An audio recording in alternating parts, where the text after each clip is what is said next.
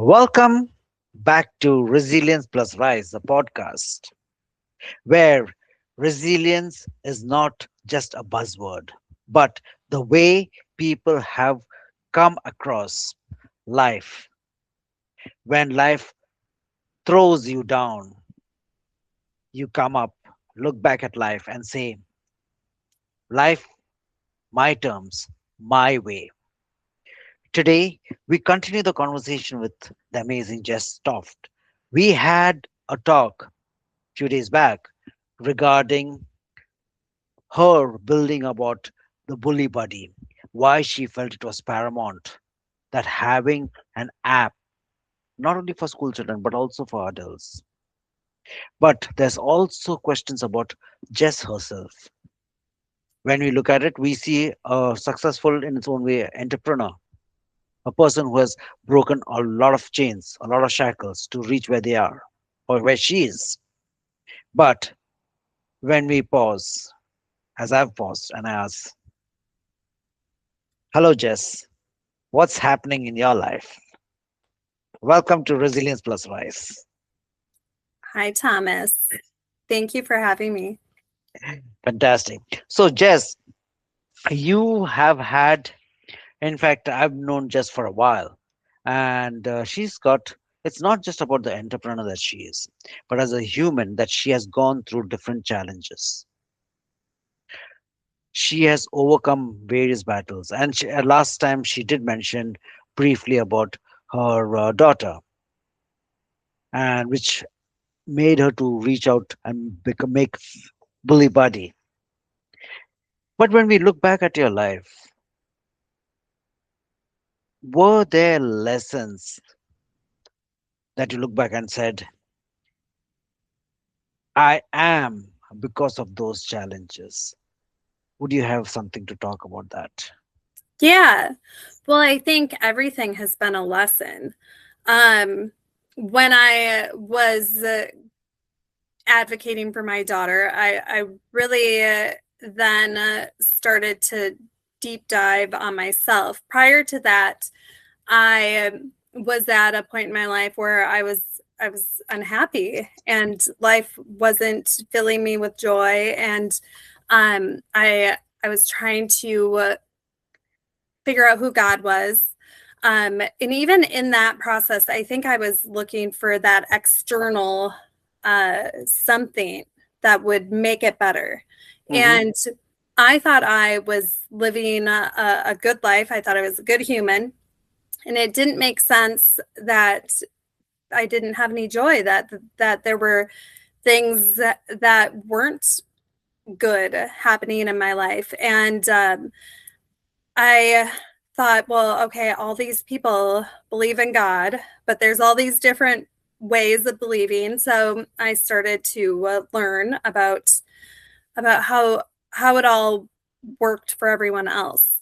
But I think that through that, I took what I saw as fitting, and I left what didn't fit, and I just kept going. And when it came down to it, it was all about what I decided to make of it. And I think that, bad things happen to everyone, and they always will. We can't control any of it. And that's the secret, is to learn that you can't control it. You can only control yourself and how you react to it. And so knowing that the most important work we can do and continue to do is inside of our heart, because that's where our joy comes from when the storms come through and when the bad stuff happens. You really have to just hang on and remember who you are and not react. I mean, the whole thing with bullying that got me going with developing Bully Buddy is watching students who had no control over their emotions because they were autistic, ADHD, or just abused for so long. And it's like a puppy that gets beat when they're little and they trust no one anymore, and that's what it turns into. So learning not to react and knowing that this too shall pass, and the sun will come out again, and finding joy in whatever you're presented with is the only way to make it through and not be damaged. Because once you're damaged, once you let your heart um, get hard, closed Hmm. off, once you have that resentment and you don't deal with it, that stays. That's like a notch in the belt, and it it doesn't just go away. So constantly working on yourself and not reacting is the only way I believe that you can keep moving forward even when it gets hard. Hmm. But here, just taking a few pages out from your past, you had to go through different relationships. You had to work through different, and what you just mentioned, you can just see the good parts. But then, even for just to understand the good parts, you had to go through different lessons. It just never came overnight. Yeah.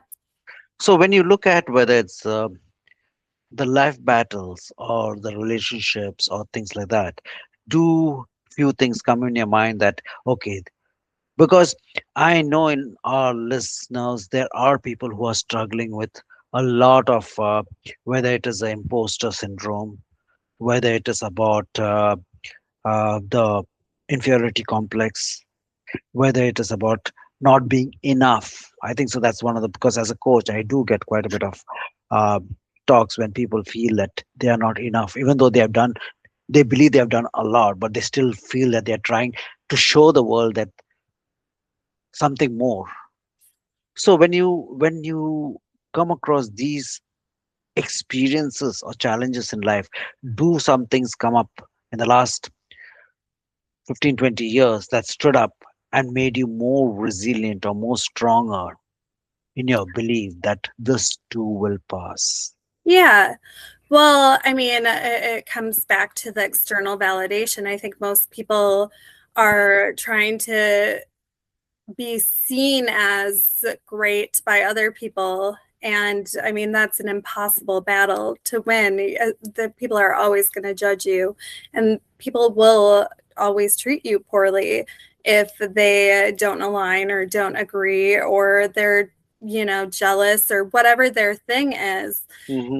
And so you and I talked a little bit about Joshua, and Hmm. Joshua came into my life when I had studied a lot of Eastern religions, and I hadn't studied Christianity yet. And he was what do they, an am, eva, an Advocate, no. no, an eva, he was out there preaching like it's nobody's business. And I thought it was so cool that he had so much confidence. And I was well aware that there was probably a whole bunch of people that thought he was not cool and thought it was ridiculous. But what I thought was cool was he was being him, and it was brave and it was fearless, and I knew that I could learn from him about that whole belief system. And I did it, regardless of what anyone thought or said. Okay, just a pause over there. Mhm. Now, guys, I have got a few interviews with Joshua. So if you could go back to my YouTube channel or or the Spotify, you can have a look. Joshua Berglan. Now, Joshua, yes, when you met him, he was this advocate of the religion, etc. But you also knew he came with his own baggage. He came with his own challenges, and he was he came from the tours of being a very troubled human. Mhm. Yeah. How did you take on that persona, that what I'm getting into could be something more than that I can chew on to? something which could be that I could be walking on broken glasses. Right.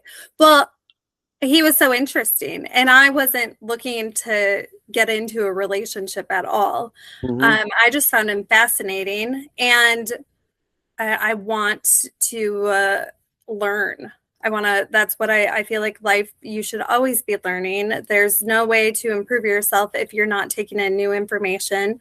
Hmm. And so I thought it was, really cool to get to not what he went through, but to get to learn about what he went through. And I love learning about people. I love connections. I wasn't trying to fix him at all.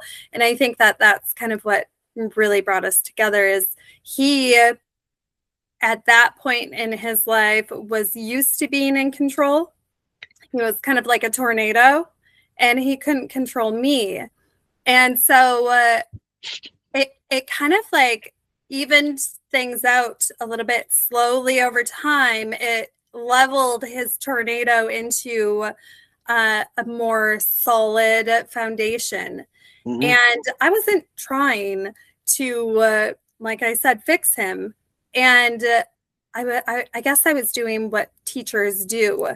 And you meet people where they are, and you learn why they are that way. You learn why they do things. You learn how they are motivated, what you can kind of put together the picture so that you can see what is possible for them, and you can see how you can just support them. I mean, it's not our job to judge. It's not our job to control. Like I said, it outside of us is outside of us. But if you can do good for someone just by supporting them, I don't see why you wouldn't. And Joshua is an amazing human. He has the biggest heart in the whole world. He did back then too. He just had a lot of damage done in his life, and it molded his choices. And it's a shame. It's a shame that this world does that to people when they're so young. Um, Hmm. it it didn't have to be that way for him, but it was. And it made him a very compassionate person. His empathy is out of this world. He he definitely has gone through things, and he has come out so much stronger, even with his physical stuff that happened. And he's now going to Africa. Like, his dreams are coming true because he made it through, and his life is harder now than it ever was. He can't, he has to be in solitude almost all the time. And he's a people person. He's the extrovert of us. I am the introvert. I don't need to be out on the stage, and he does. So it was very hard for him. But I don't think he would be going to Africa if he didn't have all of the things happen, and still have all of the things going on. It's life doesn't cater to us, and we just need to be like water and like plunge into it, and see where we can go. Fantastic. Just in this last few minutes, you put out so many gems of learning. A number one which I found was meeting them where they are. Because again, when I talk to as a coach, there are times when I talk to people where people are trying to control or trying to fix. And I think so that's where at times a challenge takes place. Because when people are trying to fix, they see it from their point of view what is good. It's like when you have some small kids, they are giving advice to another small kid. Oh, this is a good way of doing it, without really understanding the consequences. And what really came up, another one which was more beautiful was, in fact, two things which I say time and again on my podcast is that from our deepest of wounds shines the brightest of light. So when you're talking about your journey with Joshua, or the element that you had to go through that process of understanding the pain to shine the persona that you are. Yeah. Well, And what he went through, even when we were together, I got to watch how he was treated. And even me walking next to him, the treatments, it's insane how different it was than me walking just by myself. So I felt it with him, Hmm. and yeah, it was a surreal experience to get to see what it's like. You never know until you know what it's like for someone else, and you can't tell people what to do. What's right for you isn't necessarily going to be right for them. It's not maybe going to work for them, but you can help them, figure out what is. So true, so true. And that comes to the next point is that we all are angels with broken wings. When we hold another, that's when we start flying higher. Yeah. And that's the beauty about life is that it teaches us in different ways, the different challenges, or we some people call it as the bad things or not so great things, or I put it as the different challenges that we have, and to become the person that we are at this point of time. So, Jess, as you mentioned, is that there in this journey you have learned a lot. If and you're still learning, you're still evolving, Mm-hmm. and you're still putting out to the world elements that could change the trajectory of how people think or how people can function in a better way for the betterment. But if there are around 3 to 5 things that comes to your mind that people could do to better themselves, what would be some of the few points that just comes up? Well, I mean, physical health Hmm. is huge. What you do with your body, what you put into your body, that doesn't just affect your body, it affects your mind, it affects your emotions, it affects your confidence, all of that. So, having a healthy lifestyle, I think, is essential as a foundation. Um, I would say learning and always growing. I think that it's important to know that we're spirits, you know, but Hmm. we're not flesh like that. That isn't who we are. And tapping into that and really like not on every Sunday, but like every day, really looking and reflecting at how we are and feeding what we need, whether it's to go for a walk, whether it's to go outside barefoot, whether it is to eat some green vegetables, whether it's if we need connection or solitude, and then AI is a, I mean, it's amazing how we can use AI to get to know ourselves because I mean, I use Gemini often and it has access to the entire internet. And there's people out there using it just to like find out who has the best burgers in town. And it's so wild to me because if you use it to like a journal almost, you and then ask it questions and it will just grow what you're aware of. And then that will impact your choices and your choices, move you down whatever So, path you're going to go down. So I think AI is going to be very, very helpful. Exciting news. We have a school that we're piloting. It's for twice exceptional with disabilities students. hmm. And it's going to be exciting to see how that will help them emotionally regulate because that's a huge part of it too. And with Joshua, that's so his tremors, their frequency induced. So his emotional state has a lot to do with how much he can handle, and to be able to stay at an emotional baseline and to not let the storm rip you up is huge. So staying in your foundation, not caring what people think, moving forward because I mean you're around people that are at the same level as you, essentially. Like that's who's surrounding you. So if Mm-hmm. you look at your friends, you're probably like the middle person of the extremes. I think that the goal should always be to just keep getting better. And when you do that, the people that you surround yourself are going to either change themselves and you can grow with them, or they're going to stay the same and you're going to need to like elevate who is surrounding you, because I mean it's like rotten fruit, it just spreads the mold. Mm-hmm. So to let go, to not be tethered to things that don't serve you, to relationships that don't serve you.